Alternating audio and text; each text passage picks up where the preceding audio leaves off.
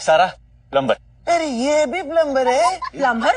I am his wife. ये wife है मेरी। अरे बाबा तुम्हारा बीवी प्लम्बर है तो हमको क्यों बुलाया? ये प्लम्बर नहीं है। अभी भी बोला नहीं, ये सारा प्लम्बर है। मैंने कहा सारा प्लम्बर है। अरे मेरा नाम बाबू राव ले ले। तो इन्होंने कब कहा रोनाल्डो या पेले है?